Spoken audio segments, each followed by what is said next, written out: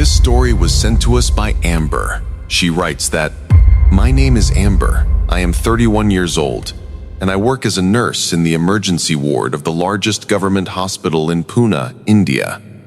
This place is a bridge between life and death. Here, every moment echoes with cries, prayers, and final breaths. I have witnessed countless things in my duty, but what happened to me last month changed my life forever.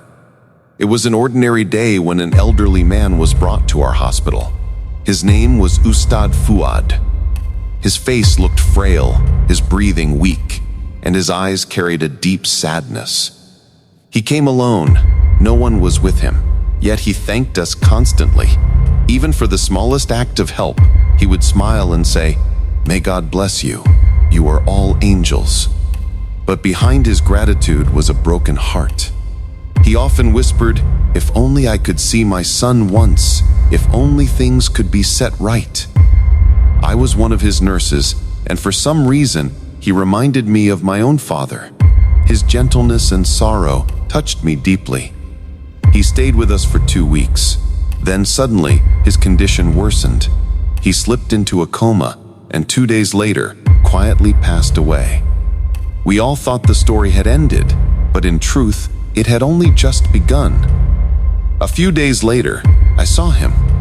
In the long hospital corridor, under the dim lights, he was walking slowly, exactly the way he used to when alive. I told myself it must be my imagination, but then another nurse said she had seen Ustad Fuad sitting alone in the cafeteria. Some doctors too claimed they heard his voice, softly calling their names. One night during my night shift, I heard it myself. Out of the silence, a trembling, familiar voice rose, "Amber, help me. I want to talk to my family." My blood froze. These were the same words he had repeated while alive. I knew I had to do something. After days of searching, I finally found his son's number. I called him and told him about his father's wish. On the other side of the line, he broke down in tears. He said he too had longed to meet his father, but pride and old conflicts had kept them apart. At that moment, I felt as if a heavy weight had lifted. The hospital's atmosphere seemed to change.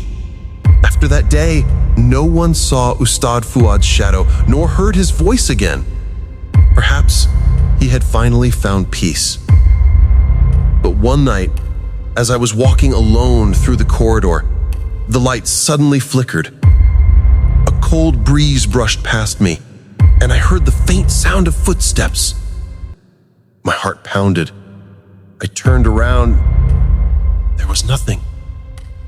Yet, in that emptiness, a soft, familiar voice whispered, "Amber, thank you." Tears filled my eyes. In that moment, I knew for certain Ustad Fuad had finally found his peace. Maybe to you, this sounds like just another story, but it truly happened to me, and it is carved into my soul forever.